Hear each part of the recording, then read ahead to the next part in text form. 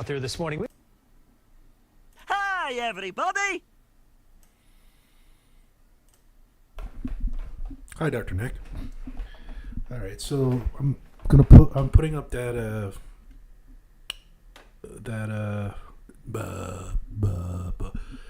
that news article, but a piece that was on Orlando 35. I think during 4th of July week, during 4th of July weekend, they're going over and discussing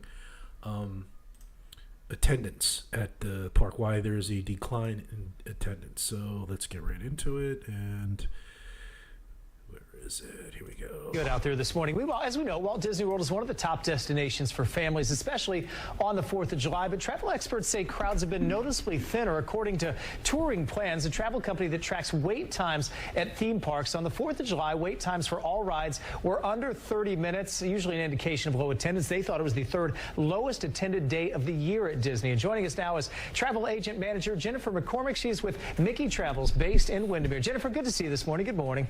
Good morning. Thank you for having me. So I'd love to hear your thoughts on this. I was just at the parks a few weeks ago. They were crowded. You were there on the 4th of July. I was, What did you experience?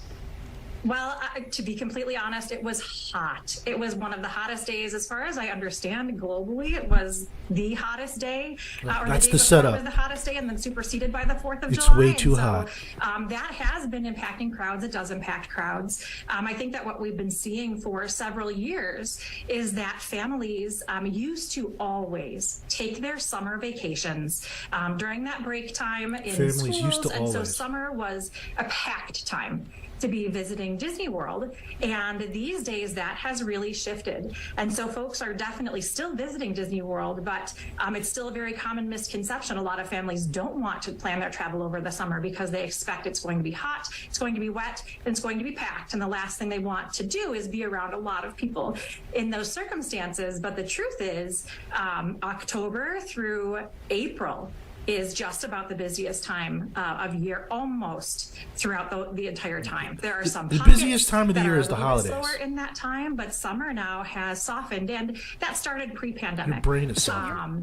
Yeah, your agency was quoted in the Wall Street Journal story, and you cited more cruise bookings in Europe travel. Tell me what you're seeing, what you're hearing from people. Is it pricing? Is it maybe Disney's been so packed the last 18 months? What are you hearing? Pricing. See, all right, so I've been going to Disney World for a very long time. My daughter's 12 years old. She's been there like 10 times. So I don't know if some of you are familiar with this or not, but Disney used to have something called the Magical Express, where you're departing airport. You'd have these bands that you'd put on your luggage, and they would take your luggage, and it would show up in your room, in your hotel room. Also, you would have this bus that would take you to your hotel, which was complimentary. So the bus was really nice. It had USB ports. It had a show going on, like on televisions. You'd have cartoons for the kids. Not to mention, most of the drivers were great. They would interact with your kid. It was the start of, it really made the start of your vacation magical, because you didn't have to worry about your luggage. It would just show up in your room. Okay, also, this little gem here. Okay, so prior to Disney's Genie Plus, which I love the quote that they had when they first came out with this, I don't know if it's a quote or more of a marketing thing. You never had a friend like me. Well, you're right. I never had a friend who last year charged me $15 per day to use the same pass system for rides that I got for free for the past, 10 years? Yeah, so you're right. I've never had a friend like you. And now, even better is, from my understanding, you can't buy the Genie Plus Pass prior to your stay. So when you're on your vacation, you have to buy the Genie Plus Pass 7 o'clock in the morning and start booking your ride choices. So who in their right mind? I mean, this literally turns your vacation into a job. So like I don't know, like last year when we went, was the Genie Plus was $15 per person, and you could buy it prior to you coming. So and I think you could you could start booking your rides 30 days out or 60 days out. I don't remember, but even worse than that. So now for like the e-ticket rides, so not only do you pay this fee, this additional fee, which I've seen up to $30 or $37 per day, because they're kind of basing it upon demand. So if there's a larger demand, they charge you more for it. So in addition to that, for the e-ticket rides, you pay an additional price, which I've seen. I think Rise of a Resistance was $25 per person. So if you want to ride an e-ticket ride, in addition to paying for Genie Plus, you have to now pay an additional fee to ride an e-ticket ride. So maybe that might have something to do with lower attendance. But hey, I might not know what I'm talking about. From clients. I think there are a lot of pieces to the puzzle. Back 2019, Disney World had just opened Star Wars Galaxy's Edge. That was the shiny. There have been a couple of attractions since then, especially Guardians of the Galaxy, Cosmic Rewind, Tron, that have brought folks forward to Disney World. But Disney Cruise Line is shining very brightly right now with the new Disney Wish. Gorgeous ship.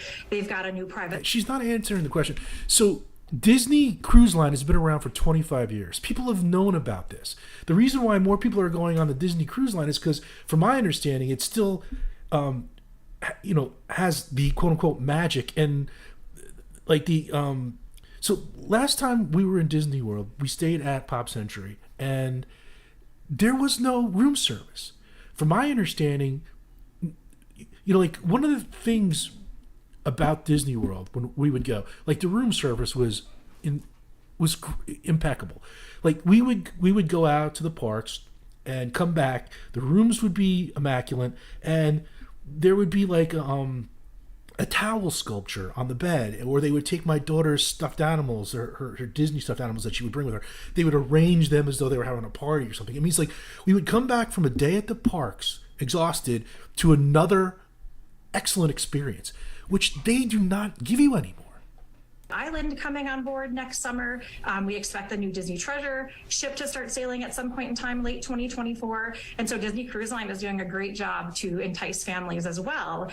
But I do want to say that that's not necessarily at the detriment to Disney World. Again, those families are shifting their travel. And so if folks are looking for fall break travel, if they're looking for November, mid-November is an incredibly busy time. It's the holidays. At Disney World, I've been working with families looking for specific resorts. Those resorts in a lot of cases are completely sold out already. Yeah, no kidding. Used to be that first 2-3 weeks in December were very slow. I used to visit during those times with my family.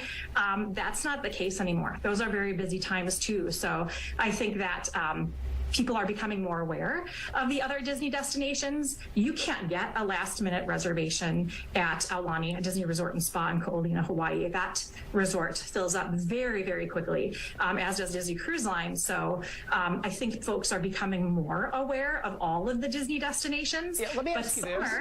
It's less common for Disney World. Mickey Travels obviously is what your name is, so you rely on Disney a lot. And Disney came out and said we might see lower in the next half a year in terms of attendance based on ending the 50th, all the fans that have come. Are you worried about a decrease in bookings? What will you watch over the next 6 months for the theme parks specifically? I appreciate that question. And to be completely honest, we aren't seeing that as an agency. I've been working with Disney Travel. I'm in my 7th year right now, and June 2023 was my busiest month. And in fact, this entire year, all of my months have been busier, working with families and with family outreach. And as far as I understand from our agency owners, Greg and Alyssa Antonelli, June 2023 was also our busiest month in the existence of the agency at 13 or almost 13 years.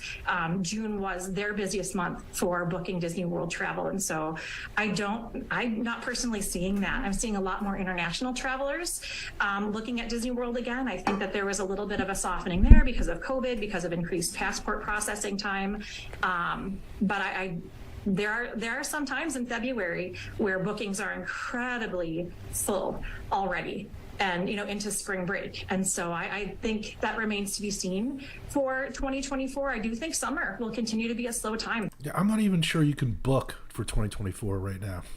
I think you may, but I'm not sure about that. So Yeah, and I think a lot of annual pass holders will say we will take advantage of that because it's crowded the rest of the year if you can manage the heat out there. Jennifer, great to see you this morning. Thanks for your time. thank you so much. Yeah, Good out there. Thank you so much. So that's that. And there's me. And so, yeah, I don't agree with a lot of what this woman says. There's a whole bunch of other things that we can discuss about this, but I'm just playing around with it right now. I'm not even. I think I'm gonna have like some sort of schedule at some point where I'll do this live thing at a specific time and day of the week. But right now I'm just playing around. I'm playing around with the software. I'm kind of enjoying myself way too much.